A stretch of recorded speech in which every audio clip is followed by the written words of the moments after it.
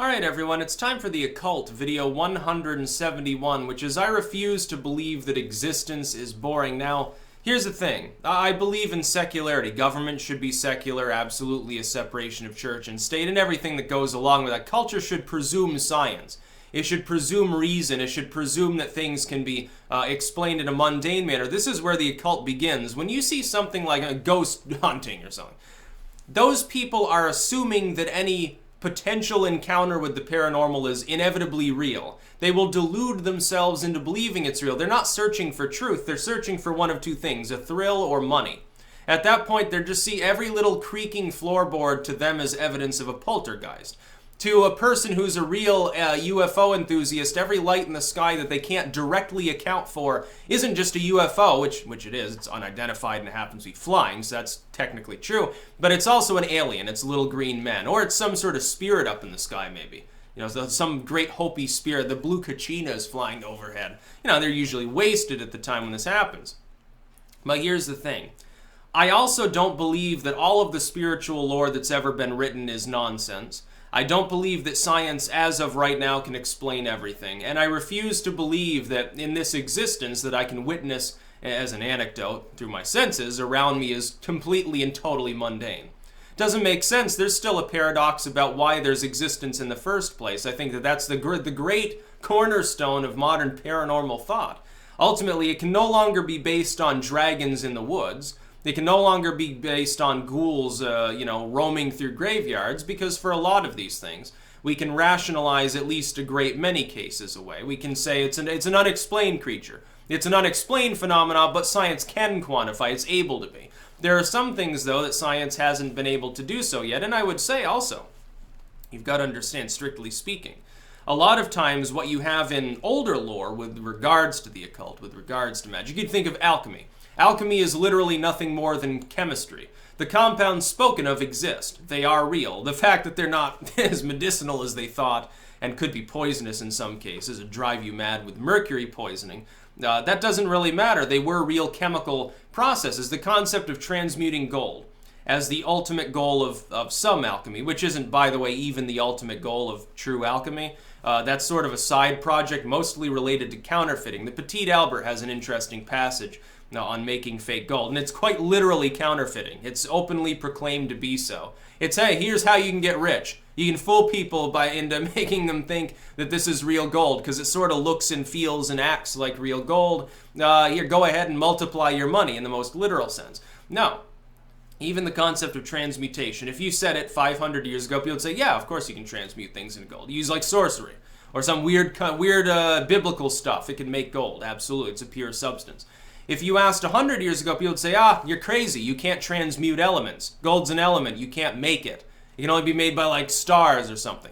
Now we know, of course, you can technically transmute things. Absolutely. You can smash nickel atoms or lead together in a particle accelerator. You can make gold. Back in the 70s in Japan, a Japanese scientist bombarded a chunk of metal with extremely high amounts of radiation and actually managed to transmute it. Now, you can't make money this way. You spend 100 times what you actually create in total value. But you can transmute elements. Look, even when I was a little kid in school, it's like, no, elements, they don't really transmute. Okay, nuclear fission, maybe one thing, you can sort of create elements, but that's different. That's, unstable materials breaking down. You can't create these stable elements. Of course you can.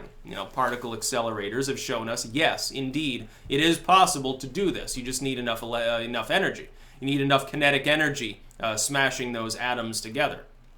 It is possible. So it's science. It was being described at the time in a theoretical sense, and all of the other attendant chemical materials were real too, like the idea of the most sharp vinegar. Well, what is it? It's nitric acid. Some of the philosopher's water is an acid. It looks like water, but you wouldn't want to drink it. It's sort of like that thing, what Johnny thought was H2O was S2. I can't remember the exact little ditty, but it's basically don't drink it just because it looks like water and if it's in a lab. It's probably not. It's probably hydrochloric acid or something. You're probably going to die if you do. I think generally they keep the stronger materials behind lock and key. Like when you go into the high school science lab, most of the HCl and things like that you're working with are considerably diluted. You know, you're not working with pure sulfuric acid most of the time. It'd probably be a bad idea to give that to people who are hormonal and, you know, they're not old enough to drink yet, but, you know, some of them still probably do. And then they walk into the lab looking a little bit hungover. Yeah, probably not the best time to hand them that flask. Yes, the idea that all of existence has to be totally mundane. Why? I'm fond of asking people this when they're totally secular, like they're hardline atheist, anti-religious, anti-spiritual. They're like, no, everything is science, everything's mundane. When you die, that's it. You're like basically a computer. You're just going to shut off and go blank. To people like that, I'd say, why should that be the case? Why exactly would that matter? Look, if there are great spiritual forces, they're probably beyond the capability of comprehension, at least as of this moment. So why would you disbelieve? You can't claim gnosis that they don't exist. You can say you don't believe in them, but I mean, you're making the hardline atheist fundamentally makes the same mistake as someone who's a religious zealot. They make a positive claim, an objective claim. They say, there is no God. Okay, well, prove it. Look, the burden of proof then shifts to you. Normally, it's on a religious person. If they say, well, there's a God. Okay, prove that there's a God. Fuentes comes forward and says, oh, I know that there's a Jesus up there. Okay, how do you fucking prove that there's a Jesus? You can't. Therein lies the problem. The agnostic says, yeah, okay, well, that makes sense. The atheist comes along and says, I can prove that there is no God. How? Well, it just doesn't make sense. Well, it doesn't quite achieve the burden of proof, dude. I can't see it, therefore it's not there. Well, you know, you're not seeing the oxygen around you either, at least with your eyes. So, does it not exist? I hope it does. I hope it does, otherwise you're going to asphyxiate pretty quickly. I think that secularism has its limits. And human usefulness. The other part is a pragmatic argument. I believe that it's pragmatic for human beings to have spiritual beliefs. It can alleviate stress. It can do good things. It doesn't have to be like great pogroms and witch burnings of the past. Religion can also be a good force. You know, religion less so than spirituality in general. The concept simply of spiritual forces, you're not giving it a gnosis. You're not saying you can clearly define everything. There's still some corners to round out. That's why it's exciting. It's an adventure. Once you claim that everything is ironclad, here's how our religion operates, then it becomes kind of boring, really. When you claim knowledge of every aspect of it, it becomes very boring. That's why pastors take a lot of discretion, generally, when it comes to interpreting the scriptures. Oh, only the Lord knows the answer to that question, Jimmy. Why did your sister die? Only God knows. You can ask him when you get to heaven. Just you put some more money in the tithing plate. That's how it works. Say it's charlatan bullshit. But spirituality is great. Fantastical things are great. The idea that there are still places we haven't fully explored and there are weird things out there, yeah, it's a good thing, I think. If we can quantify everything, if there are no more mysteries, what the hell is the point of life? There's nothing else to seek after. You know, we've barely even begun to explore some of the deeper areas of our oceans, let alone maybe fully explore space. We think that we know everything about the moon because we sent a few probes and a few satellites full of dudes up there, a few rockets, and explored a few limited areas. We think we know everything about Mars. There's some reason to believe there's probably bacterial life on the planet of Mars. Now, 10 years ago, you'd be considered crazy if you thought that. After they probe it the first time, oh, no life up here.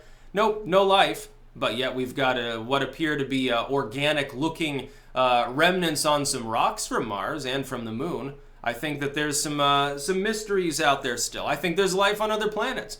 Wouldn't it be funny if aliens were like watching us right now and say, these humans are crazy. They think that there's nothing bigger than their conception of science. Their conception of science that keeps changing, by the way.